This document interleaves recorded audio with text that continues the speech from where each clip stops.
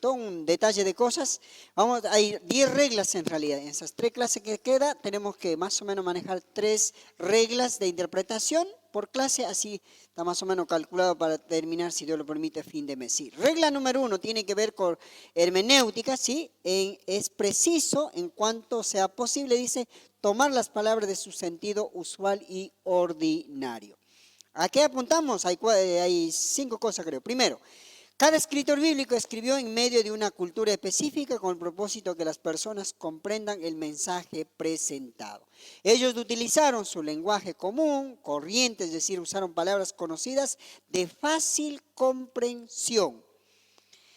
Nosotros, por ejemplo, si hoy nos vinieran a hablar en arameo o en hebreo, difícilmente podríamos captar una muy buena recepción del contenido que nos quieren compartir.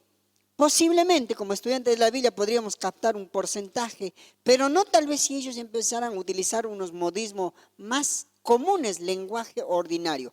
Eso no significa que la palabra de Dios es ordinario, sino lo que estamos diciendo es que la regla de interpretación, en el primer sentido, ¿sí?, de hermenéutica, es muy preciso a veces utilizar el lenguaje usual y ordinario. No tiene mucho que ver, pero esto nos pasó estos días ahí en Los Blancos, en Chaco Salteño. Hay gente que no entiende el español y es súper complicado transmitir lo que queremos decir. Ahí estaban los chicos tratando de hacer jugar un rato a los niños y les decían que se sienten sobre el globo. No sé si no entendían o no querían entender, pero la cosa que yo deduje que no entendían. Vino una señora, le pedimos que traduzca, le dijo, enseguida se rompieron todos los globos. O sea, a veces hace falta un lenguaje más común en ese sentido. Bueno, esto es lo que permite la primera regla hermenéutica. Utilizar palabras sencillas y comunes. Por eso muchas veces no van a ver, hay algunos hermanos, está bien si lo quieren hacer así, pero van a ver una gran mayoría de expositores biblicistas no utilizan palabras muy teológicas porque no hace falta. Eso es para el estudio de uno que tiene que saber. Más bien van a transmitir palabras. Tampoco significa que el auditorio es tan ignorante, por eso no utilizamos. No, más bien es por la practicidad que tenemos que ser más profundos, sencillos, pero concisos con lo que se quiere enseñar. En ese sentido, la primera regla de hermenéutica nos facilita eso. 2, esto implica que el significado usual y ordinario de una palabra es el significado usual y ordinario. Ejemplo, río, ¿qué significa? Río. No podemos inventar otra cosa. Caballo, ¿qué significa? Caballo, ¿verdad? Entonces, en ese sentido es la regla hermenéutica para interpretar la Biblia. A ver, Jesús dijo, yo soy el camino. ¿Qué más vamos a decir? Él es el camino. Ahora, si vamos tal vez a otro dialecto, sí seguramente podemos utilizar con otra palabra común que ellos. Por ejemplo, en la selva no se dice camino, se dice senderos, huellas. Acá también a veces se utiliza senderos, huellas. Pero capaz si decimos en capital de cualquier país, sendero luminoso capaz que va a sonar. ¿Sí? ¿Saben quién es el sendero luminoso, no? Un movimiento guerrillero en los años 80 en Perú sobre todo, ¿sí? Parte de Ecuador y Colombia también. ¿Ves? Sendero. Y si nosotros somos muy espirituales, decimos que el Señor les bendiga a través del Paracleto. 2, 3 me van a entender, ¿verdad? O bueno, ustedes que son estudiosos ya saben qué es. ¿Ve? Yo dije que les bendiga el Espíritu Santo, pero ya va a sonar en 2 conceptos. Una, no me entendieron. 2, es de pentecostal. ¿Me entienden? Entonces, muchas veces las palabras ordinarias no significa que es de uso también común, sino más bien de la situación donde me encuentro. 3, no significa que se debe, dice, interpretar literalmente cada palabra de la Biblia según la primera regla hermenéutica. Por supuesto que sí. Hay algunas palabras o conceptos, textos de la Biblia que no podemos interpretar literalmente hoy. Por ejemplo, en el libro de Levítico, ¿no? Cuando dice ojo por ojo.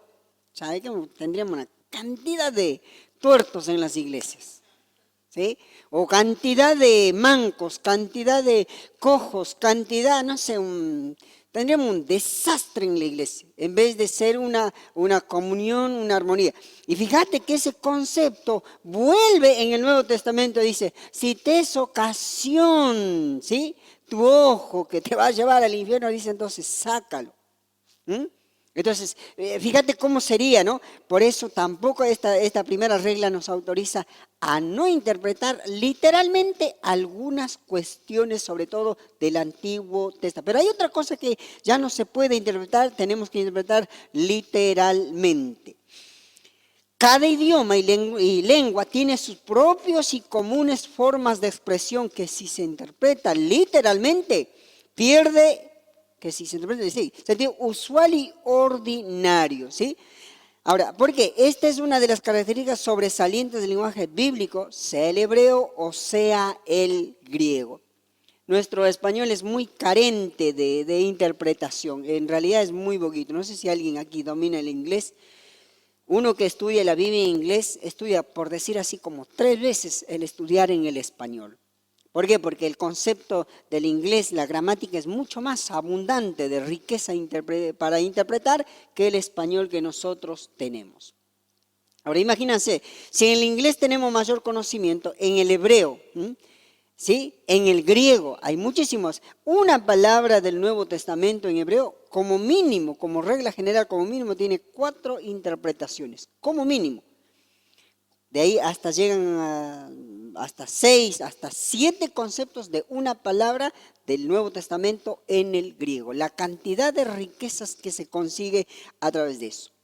Algunos ejemplos, por ejemplo, Juan capítulo 6, 35 dice, ¿cómo se debería tomar la palabra pan? Por ejemplo, ¿podemos aplicar literalmente ese versículo? A ver qué dice Juan 6, 35.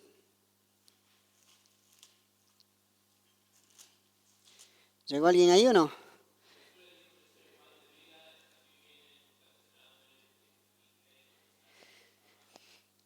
A ver, el que ha venido al Señor, en este caso nosotros, ustedes, ¿sí? Ya estamos en el Señor. ¿No tenemos hambre? ¿No tenemos sed? ¿Sí o no? Sí. Entonces, ¿qué? ¿La palabra de Dios está mintiendo? ¿Ves? Esto, por ejemplo, no podemos tomarlo literalmente. Esto está hablando simbólicamente, figúricamente, similmente también se puede decir. De alguna manera, ¿cómo se debe tomar? Esta palabra se debe tomar en el sentido literario. Está diciendo, por ejemplo, cuando yo tengo hambre, como pan o lo que sea, comida, pan, ya me lleno. Bueno, el que se acerca al Señor se va a llenar. A eso se refiere, pero no literalmente. Otro pasaje ahí. Génesis capítulo 6, versículo 12. ¿Cómo se debe tomar las palabras? Carne, y bueno, ahí está. Este pasaje me parece que está mal, a ver. Génesis 6, 12. No me suena ese. 6, 12 dice, sí. Y miró Dios la tierra aquí que estaba corrompida porque toda carne había corrompido su camino sobre la tierra. No, ese versículo está mal. Es en Juan ese versículo cuando dice, el que no come mi carne vive, y toma mi sangre, dice, no, hace rato habíamos leído, ¿no? A ver, vamos a ver. En Juan, está mal ese pasaje. No sé si voy a acordarme ahorita ese pasaje dónde está. Bueno, se nos escapó ese pasaje. Está mal, no es Génesis capítulo 6, versículo 12. Y así, miren, podríamos ir comparando los versículos. Hay algunos versículos que se puede interpretar literalmente y otros no se puede interpretar literalmente. Sí, número 4. ¿Cómo se puede conocer el sentido literal o figurado de una palabra? Bueno, ahí hay unos puntitos, mira, para ver. Primero, el mismo texto se puede aclarar en el sentido de la palabra que estudia. Los versículos que rodean el versículo estudiado. Ejemplo, por ejemplo, Juan capítulo 7, 38 dice, el que cree en mí, como dice la Escritura, de su interior correrá ríos de agua viva. El término ríos de agua viva es explicado en el siguiente versículo, el 39. ¿Por qué? Esto dijo el Espíritu Santo, había de que recibir que los que creyeren en él. Mateo dice, y guardaos de la luz, explicado en versículo 11 y 12. A ver, volvemos ahí un poquito. Por ejemplo, en Juan capítulo 7, 38 dice, el que cree en mí, como dice Jesús, de su interior correrá ríos de agua viva. Ahora, ¿cuándo una persona recibe al Señor y hemos visto que corre ríos de la persona? Nunca. Ahora, ¿qué es lo que está diciendo? Pero bueno, en el 39 va a decir, esto dijo el Espíritu Santo que habían de recibir. O sea, el Espíritu Santo sí corre, mora, vive, habita de alguna manera, hace que el hombre y la mujer que conozcan de corazón a Él, tengan los frutos del Espíritu Santo. Ese es como un río que corre, que da vida, ¿sí? En ese sentido. Entonces, así hay pasajes literarios que se puede aplicar literalmente y otros. Y hay varios pasajes. Por ejemplo, 1 Timoteo 1:13, lo que decía hace rato. Por ejemplo, habiendo sido, dice, blasfemo el versículo, perseguidor, injuriador, mas fui recibido a misericordia. Este pasaje dice, es interpretado de manera literal. No soporta interpretación que no sea literal. Claro, Pablo está dando su testimonio. ¿Qué más se puede agregar para decir quién era Saulo en ese entonces? Él dice, era un blasfemo, un perseguidor, injuriador, pero también dice, fui recibido a misericordia. Eso lo tomamos literalmente. Eso es lo que él está diciendo. No podemos, tal vez en otro dialecto, tal vez no me entiendan la palabra perseguidor. Tal vez yo puedo poner con un dialecto, lenguaje sencillo, en el dialecto de la gente que tal vez tenga que enseñar. Pero si no, literalmente le explico lo que es un perseguidor, lo que es un injuriador, lo que es un blasfemo. Es lo que está diciendo literalmente. Y así hay otros ejemplos más también para seguir estudiando. ¿Saben qué vamos a hacer? Ahí dice, por ejemplo, este es un trabajito para hacer, mira. Ejemplo, dice, la palabra carne puede tener varios significados que es determinado por el contexto inmediato o la enseñanza general de la palabra de Dios. De allí, que no se puede asignar a un texto específico todos los significados que puedan encontrarse en otro versículo. No se puede explicar, dice, todos los sentidos encontrados en los siguientes pasajes a un solo pasaje. Tal como, vamos a mirar aquí dos ejemplos, mira. 1 Corintios capítulo 15, versículo 39. 1 Corintios capítulo 15, versículo 39. Acá hay un dato interesante, mira. 15:39. No toda carne es la misma carne, sino que una es carne de los hombres, otra carne de las bestias, otra de los peces y otra de las aves, ¿sí? Ahora, en ese sentido, por ejemplo, no toda la palabra carne en sí, en toda la Biblia, tiene un significado universal o literario. ¿Por qué? Por ejemplo, en Gálatas va a hablar, dice, no satisfagáis los deseos de la carne. Ahora acá en Corintios 15:39 nos está diciendo específicamente carne, la carne que nosotros conocemos. Está diciendo, fíjense, la carne una es de los hombres, otra es de las aves, otra de los peces y así. Ahora de las bestias también dice, ¿no? El 40. Y hay cuerpos, dice, ¿sí? Celestiales y cuerpos terrenales, pero una es la gloria de lo celestial y otra de la terrenal o de la tierra.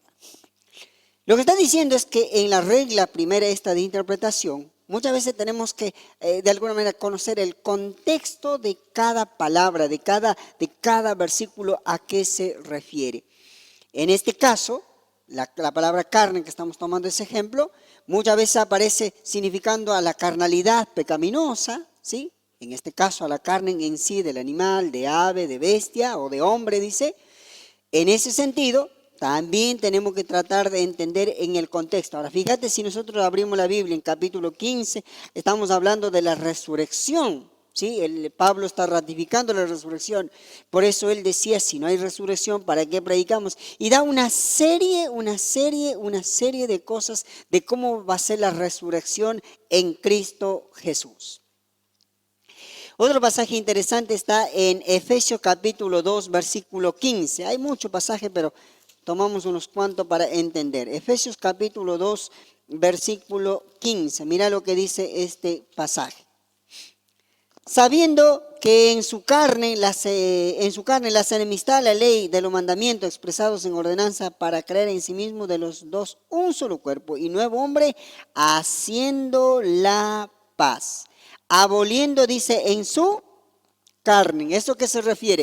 Que el Señor en su cuerpo físico, en su carne, ¿sí?, cargó todos estos pecados que de alguna manera pesaba sobre los hombres. Fíjate que al menos en el versículo 16 dice, mediante en la cruz, la reconciliación y un montón de cosas. En ese sentido, la palabra carne no necesariamente tiene un significado universal en la palabra de Dios, sino que tiene en cada capítulo o en cada libro, en cada contexto, tiene una interpretación distinta. Por eso la regla esta primera nos da la facultad de estudiar lo posterior y lo anterior de todo, lo anterior y lo posterior de todo el pasaje que queremos estudiar.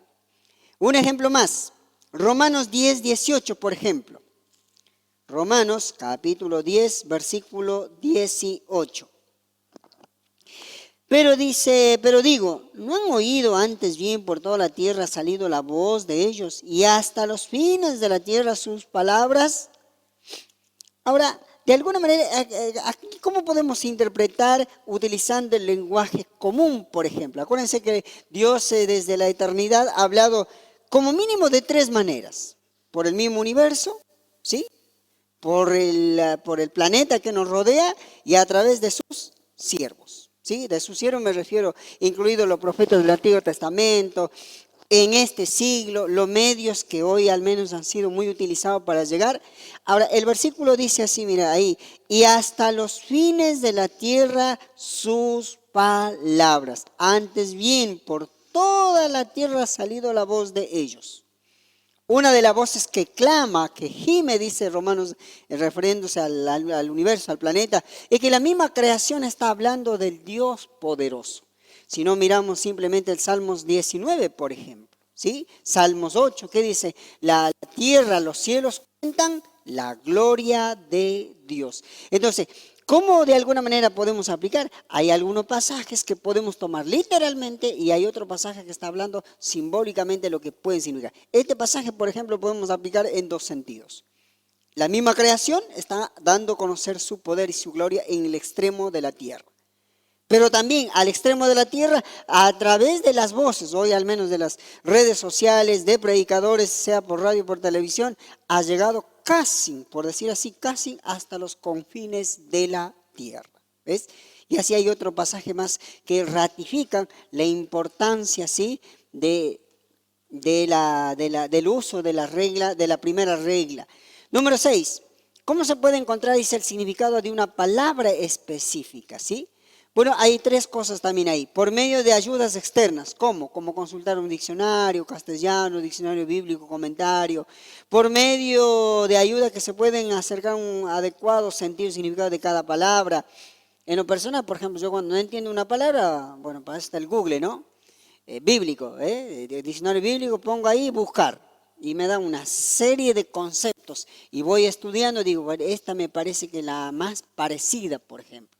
Y aún un diccionario básico, el común que tenemos en casa tal vez, nos ayudan para entender algunas palabras que por ahí no lo conocemos. Hay un número 2 literal, dice, por medio del estudio personal de la misma palabra, considerar cómo usar el autor la palabra que se estudia. Es decir, de alguna manera, el hecho de que vos te dediques un tiempito a estudiar la Biblia, el Espíritu Santo mismo te ayuda a entender. Mientras más estudias, más profundizas, mayor conocimiento vas a poder lograr. Por ejemplo, el término inmundo tiene un sentido especial en Levítico 11:26 y otro sentido en Mateo 5:8. En este caso el sentido es determinado, dice, por el contexto inmediato en el cual está escrito las palabras en cuestión. Miramos esa comparación, mira. Levítico capítulo 11:26 con Mateo 5:8. La misma palabra tiene dos significados. Yo busco Levítico y alguien que busque Mateo 5:8, por favor, ¿sí? Así hacemos una comparación para entender un poquito. Marcos 5:8. Levítico 11:26. Dice de la siguiente manera, mira. Todo animal de pezuña, pero que no tiene pezuña hendida, ni rumía, tendréis por inmundo, y cualquiera que le tocare será inmundo. Ahora, Marcos 5:8.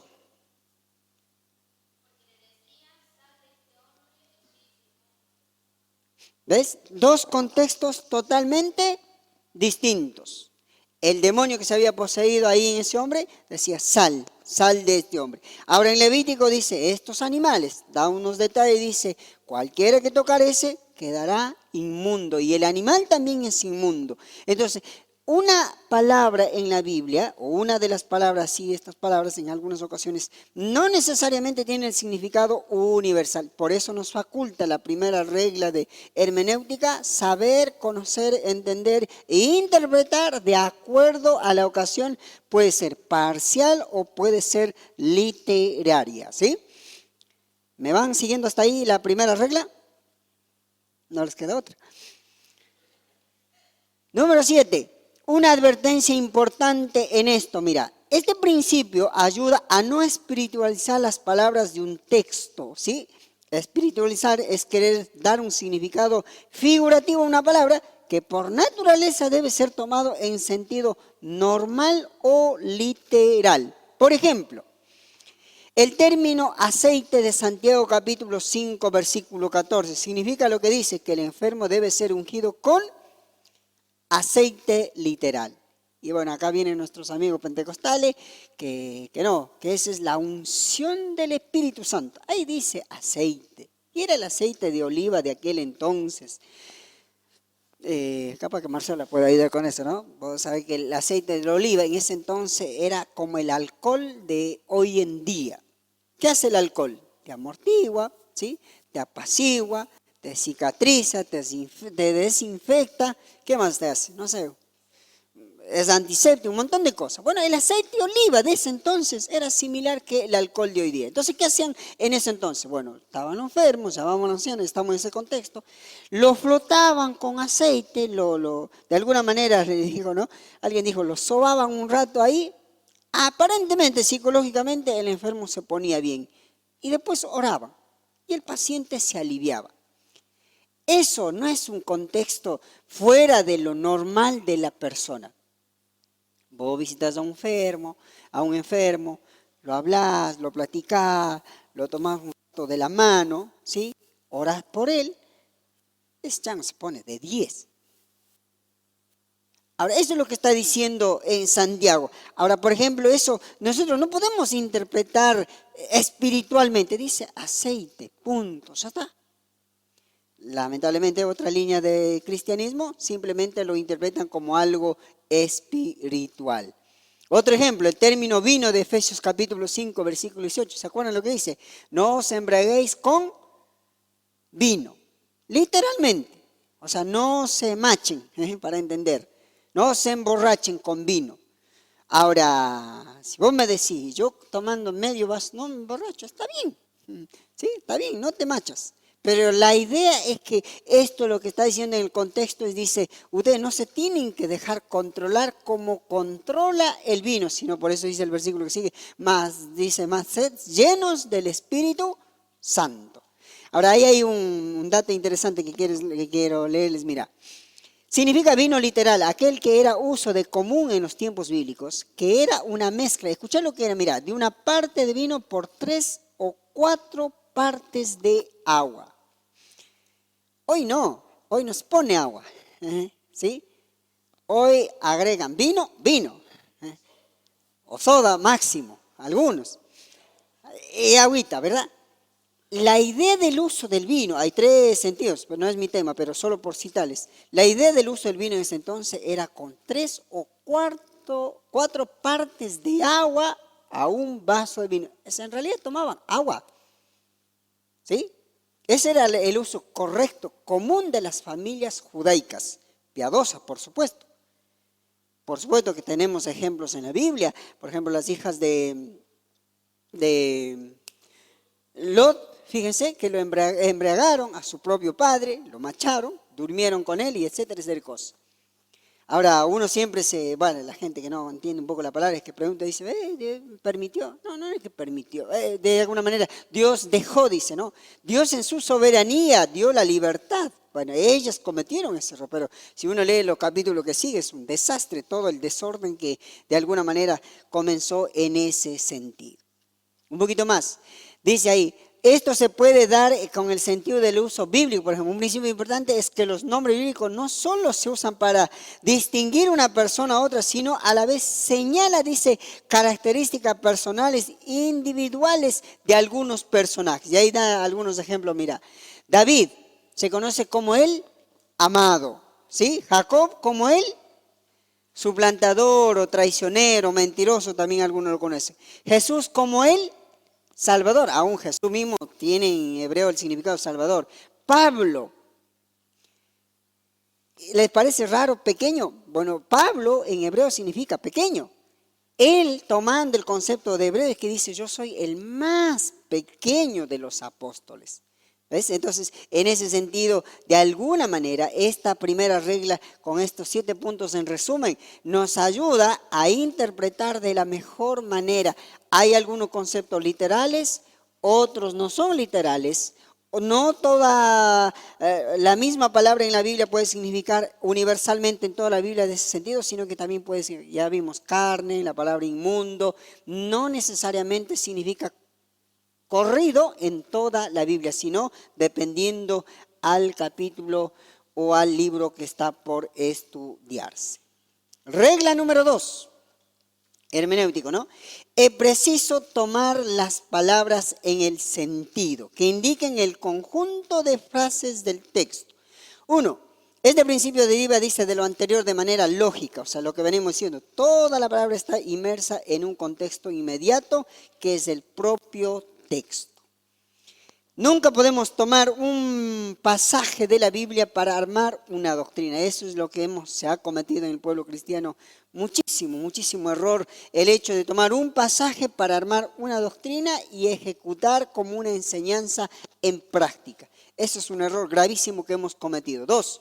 Por consiguiente, el sentido de la palabra está determinado, dice, por el pensamiento que el autor se propone comunicar. De allí que es necesario e indispensable determinar, dice, cuál es la idea del pensamiento del texto en referencia. Jesús dijo, por ejemplo, o a Jesús le preguntaron, o él enseñó en algún momento, dice, ustedes habéis escuchado, pero dice yo os digo, ¿sí? Por ejemplo, ellos tenían el concepto de que de alguna manera para ser apedreado, por ejemplo con el pecado de adulterio, debían ser encontrados en el mismo lugar, en el mismo acto.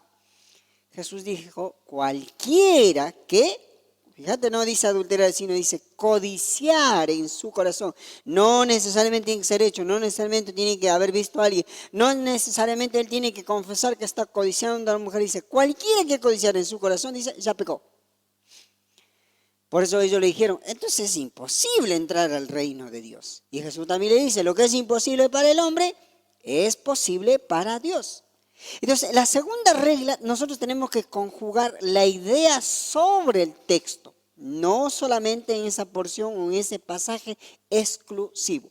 Uno de los errores, como decía hace ratito, que hemos cometido es eso, tratar de querer sacar una enseñanza solo de un versículo. Damos gracias a Dios, nosotros ahora empezamos hace cerca de 2 años en realidad, a enseñar la Biblia, ya no así por temas, como tal vez alguna vez me han escuchado también a mí enseñar. Bueno, vamos a ver 4 pasos para ser feliz, un ejemplo, ¿verdad? Que no está mal la enseñanza esa, ¿sí? No está mal eso. Pero literalmente nosotros tenemos que volver a enseñar expositivamente la Biblia, lo que dice la Biblia. Y si de ahí yo puedo poner puntos, está bien. Pero si no, voy desarrollando versículo por versículo. Esa es la mejor enseñanza, más enriquecedora que puede tener la iglesia del Señor. Pero para eso, ¿qué significa? Significa que tengo que conocer el libro, el capítulo, el contexto, la época, el autor, el escritor, ¿sí? Y un montón de datos que sirven para información. 4. Pautas bíblicas para determinar el propósito del autor. Primero, considerar el testamento, ¿sí? ¿Qué significa? De manera básica, el Antiguo Testamento es preparación para el Nuevo Testamento. O sea, si yo voy a enseñar el Antiguo Testamento, yo tengo que saber que eso tiene que estar en el Nuevo Testamento. Y si yo estoy enseñando el Nuevo Testamento, tengo que saber que eso también está en el Antiguo Testamento. Cuando uno enseña la Biblia expositivamente, las referencias o las concordancias siempre te llevan al Antiguo y del Antiguo al Nuevo Testamento. 2. Considerar la idea central del libro. Ejemplo, la idea central del libro de los Hebreos, ¿qué es? Bueno, ya está en el material, ¿no? Que dice, lo mejor es Cristo. Los judíos tenían algo que era lo mejor para ellos, era el templo, los templos que tuvieron. Fíjense el templo de Salomón, el tabernáculo, todo de lino, de oro, las tablas cubiertas, dice, de láminas de oro. Eso era lo mejor que tenían ellos. Pero Hebreos va a enseñar que el templo, el sumo sacerdote, ¿sí?, no es nada comparado, dice, con nuestro sumo sacerdote que traspasó, por ejemplo, el velo. Él dice la ciudad celestial, capítulo 11, que dice, muchos de ellos murieron, dice, esperando algo mejor, el porvenir. Entonces, por ejemplo, hay que conocer la idea central del libro también. Considerar el autor del libro. Por ejemplo, dice, Juan usa el término creer, no en el sentido de una aceptación o afirmación mental de una realidad, escucha esto, sino en el pleno sentido de confiar. Se falló el teclado ahí, tiene que ser a Dios, porque en Dios todo el mundo confía. Corrijan por favor ahí, es de confiar a Dios, no en Dios, a Dios. Todo el mundo confía en Dios. Vos salís a la calle, ¿usted confía en Dios? Claro que sí, y hasta te grafican, mira, creo en Dios. Mira, dice el más, ¿cómo se dice? Más devoto, te levanta la remera, te muestra la imagen de Jesús. Y el otro más, un crucifijo, un pecho. Y yo he visto personas, la imagen de la Virgen y Jesús, toda la espalda tiene. Yo soy devoto, dice a Jesús. Pero no estamos hablando de eso. Juan está empleando el término, por ejemplo, en este caso, de confiar a Dios. ¿Se acuerdan el testimonio de Pablo en el capítulo 28? Cuando iba a pasar el náufrago ahí en la isla, y dice, esta noche Dios ha estado conmigo, me habló que ninguno pereceremos. Gracias a Dios que lo creyeron, por lo menos en esa ocasión, a Pablo. ¿Sí? ¿Ves? Él no dijo, Dios de alguna manera ha hablado, no, dice, ha estado conmigo, me habló, me dijo, ¿sí? Bueno, esa es la frase que algunos predicadores modernos lo toman literalmente. Hoy dice, Dios me reveló. Es mal utilizado, reveló. Si dijeran, Dios me habló es una cosa, revelar es otra cosa. Acuérdense del término revelar e iluminación. Revelación no hay más, ya está revelado, pero sí está la iluminación.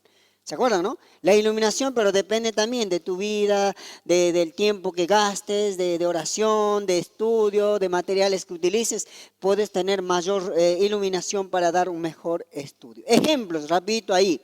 El significado del término fe se determina por el propósito del texto. Por ejemplo, Gálatas 1:23.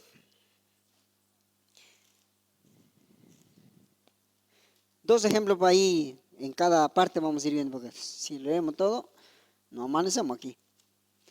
Gálatas 1:23 y alguien que esté buscando Romanos 1:17, con eso cerramos esta primera parte, cómo el significado de fe determina por el propósito del texto. Gálatas 1:23.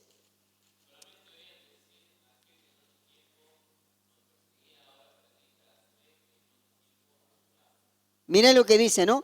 Solamente oían decir aquel que en otro tiempo nos perseguía. Escucha, ahí viene la frase. Ahora predica la fe que dice que en otro tiempo asolaba. Bueno, ya sabemos de quién está hablando, de Saulo, ¿verdad?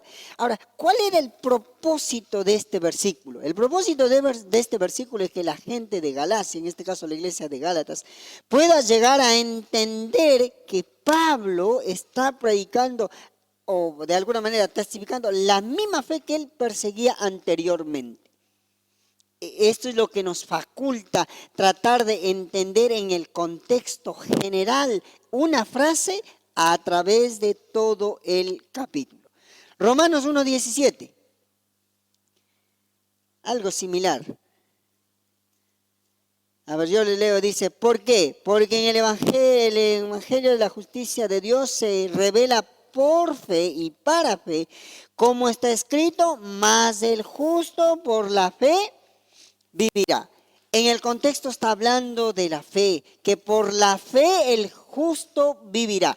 Ahora, si nosotros tomamos literalmente, por la fe el justo vivirá, entonces, ¿qué? ¿Solo tengo que tener fe y voy a vivir? No. Tengo que dormir, tengo que comer, tengo que bañarme. O sea, no puedo aplicar literalmente, pero cuando yo estudio todo el conjunto de esto, está hablando de la parte espiritual. Por la fe el justo vivirá. Fíjate que la fe, sí, por la fe, dice, a ver, sí, escrito, más el justo por la fe vivirá. ¿A qué se refiere cuando dice justo? No es el perfecto, sino que en su corazón sabe que es el único camino para creer, para poder vivir. A eso se refiere cuando se refiere justo. Un poquito más, el significado, perdón, del término dice salvación y sus similares, salvo, salvar, se determina por el propósito del texto. Por ejemplo, Romanos 13:11 y Hechos 2:21. Con eso cerramos también esa parte.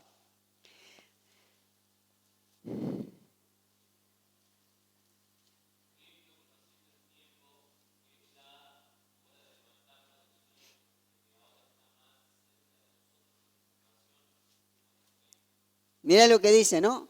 Viendo, oyendo, que ahora está más cerca el tiempo de que dice de nuestra salvación, de que cuando creímos. ¿Ves? Ahora, en ese sentido, el significado del término salvación y sus similares, salvo, salvar, determina por el propósito del texto.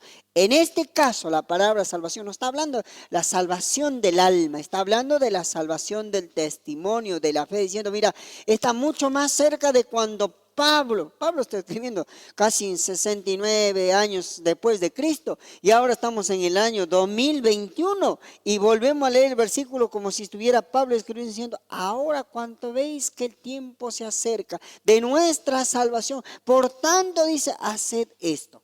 La palabra salvación también tiene que ser ubicada en diferentes contextos del capítulo. Uno de los capítulos más controversiales por ahí es el capítulo 3 de 1 Corintios, cuando dice, bueno, el creyente, la iglesia edifica sobre madera y hojarasca, dice, aunque como por fuego será salvo. Ese versículo ha dado un dolor de cabeza en las iglesias por no interpretar de acuerdo al contexto. Aunque dice literalmente, aunque como por fuego será salvo. Y no está hablando de la salvación del alma de la persona para nada.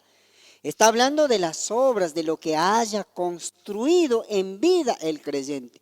Pero bueno, a veces la falta de información o estudio nos ha llevado a un caos en ese sentido. Hechos 2:21.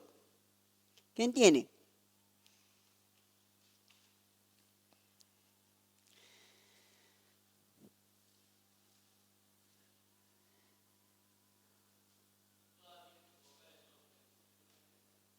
Todo aquel que invocare, habla de la fe, pero ahí sí está hablando de la salvación. Invocare, no profesar, es muy distinto. Profesar una cosa, invocar es otra cosa. La palabra invocar tiene que ver con la súplica que sale buscando ayuda de lo profundo, ¿no?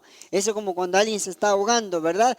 Por la desesperación, esta persona está tratando de llamar la atención, ya sea con la mano, gritando, no sé, está invocando, está suplicando, dice.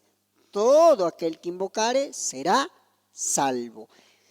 Dijimos dos versículos. El otro término ahí, el significado del término sangre se determina también el propósito. Mira, Mateo 27:25 y Romanos 5:9. Después ustedes pueden comparar y leer todos los versículos cómo se compara así. 27:25 de Mateo y... ¿Cuál dije? Romanos 5:9. ¿Quién tiene Mateo?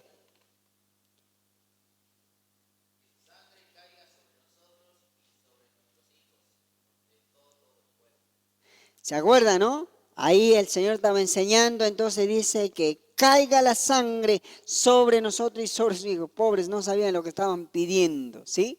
Pero bueno, así fue en ese sentido, de alguna manera depende el propósito en ese sentido. Ahora, Romanos 5:9.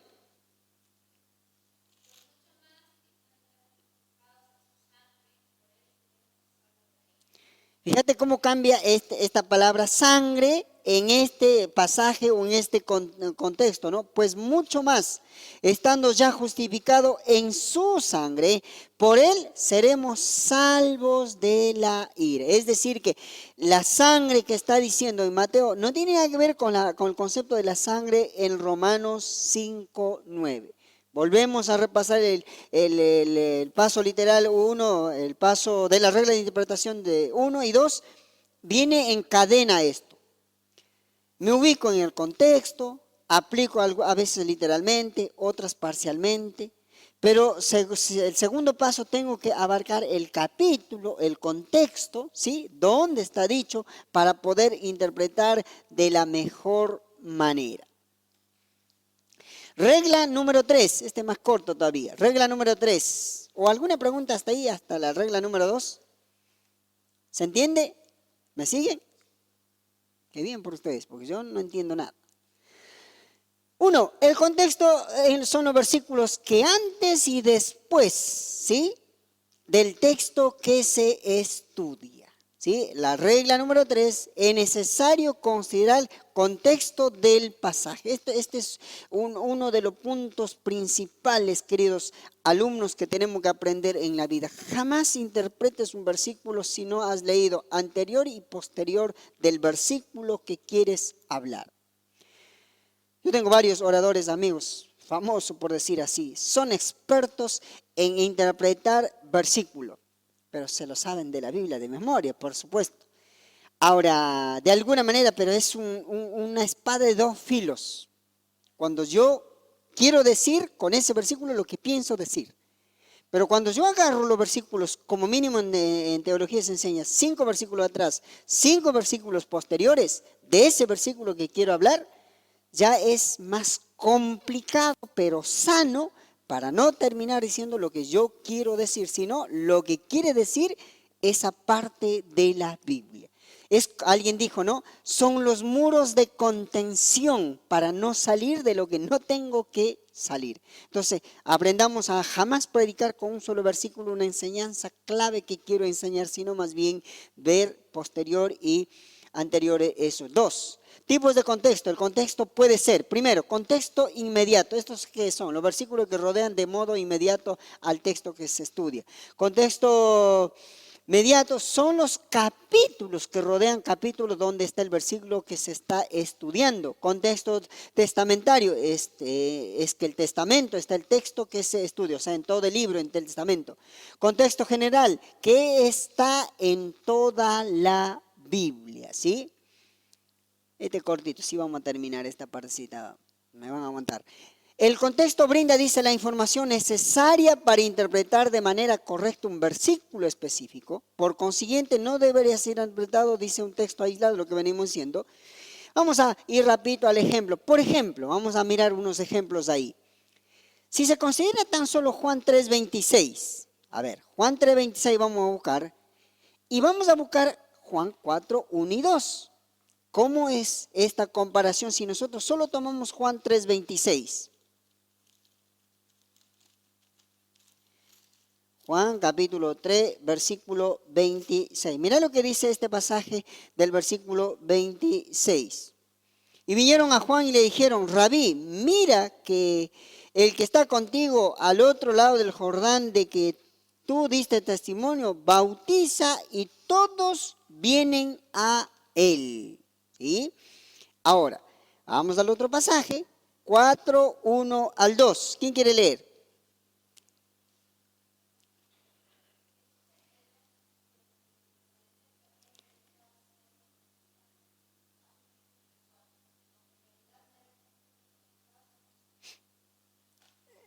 Miramos el contexto, ¿no? En el versículo 26 dice, mira, todos van y eran bautizados, les dice. No es que hay un error, es cuestión de observar. Y el versículo 4 del capítulo 4, versículo 1 al final dice, Jesús bautiza, del 2, aunque Jesús no bautizaba, sino ¿quién dice que bautizaba? Sus discípulos. Está haciendo una comparación entre quienes bautizaban en el grupo de Jesús y a quién se referían, ¿no es cierto? Están refiriéndose a Juan el Bautista en el versículo anterior. De alguna manera dice, y vinieron a Juan y le dijeron, Rabí, mira que este está, mira, el problema, por no poner ahí. Y vinieron a Juan y le dijeron, Rabí, mira que el que estaba contigo al otro lado del Jordán, de quien tú diste testimonio, bautiza y todos vienen a él. Jesús había dicho de su primo, podemos llamarlo así, medio primo, que él era uno de los grandes profetas nacidos de mujer, que apenas 6 meses antes había hecho su ministerio. Pero en realidad Juan tampoco bautizaba, más bien tenía sus colaboradores, sí que bautizaba, pero no era él. Pero Jesús aclara en realidad diciendo, sino sus discípulos, aunque Jesús no bautizaba, más bien sus discípulos. Cuando nosotros hacemos esa comparación, entonces tenemos que tomar esos pasajes anteriores, posteriores, para no interpretar de una manera incorrecta, por supuesto. Otro pasaje interesante ahí. ¿Cómo se explica Hechos 10:25? Vamos a buscar. Hechos 10:25.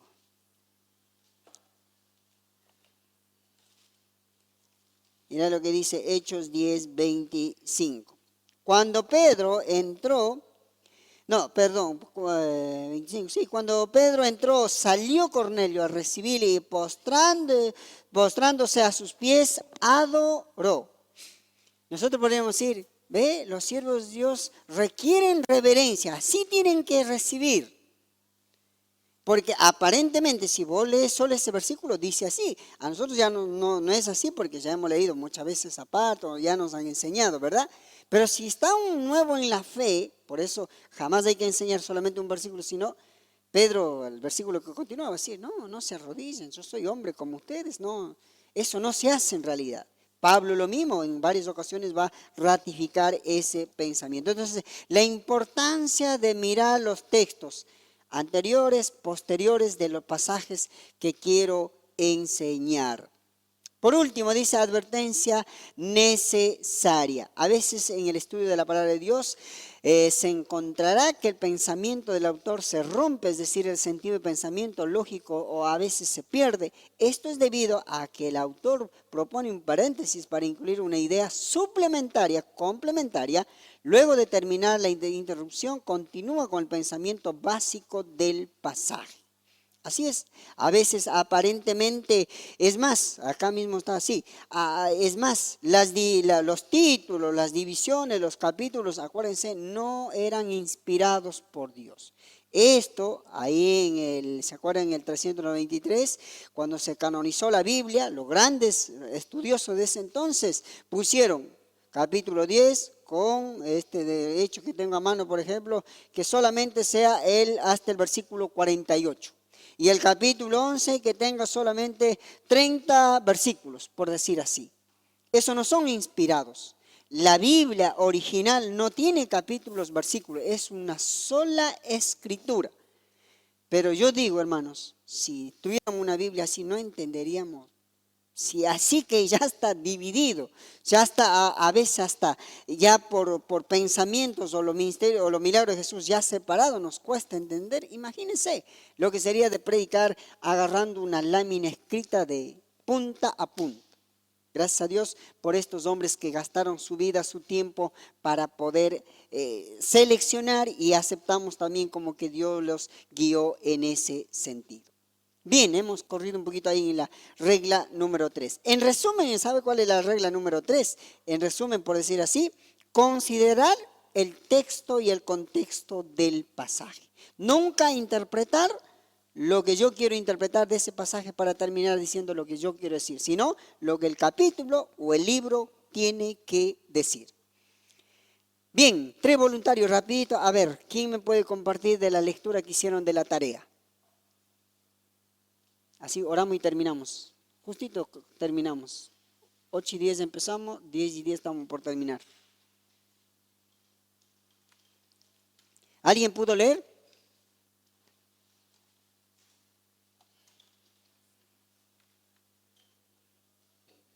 ¿Sabe?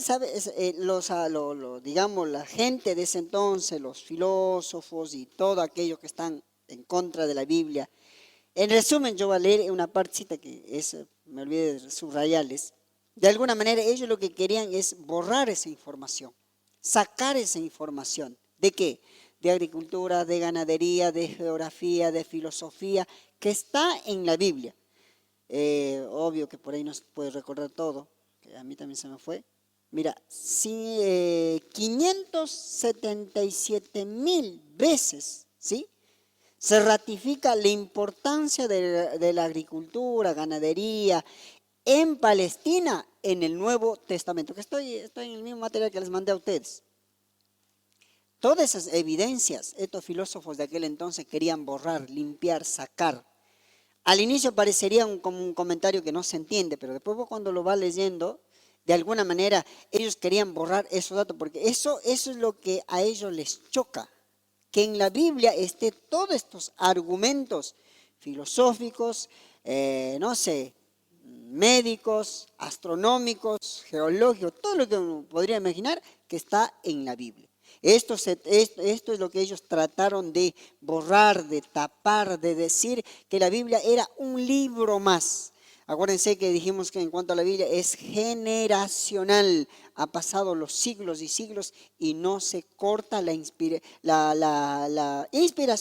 pero la revelación sí se cortó ya cuando se completó el canon bíblico, pero la inspiración, la iluminación siempre sigue sacando a luz mayor provecho de la Biblia. Bueno, si tienen tiempito, vuelvan a leer un poquito más. Hay unos datos muy, muy interesantes. Yo estaba señalando acá, mira.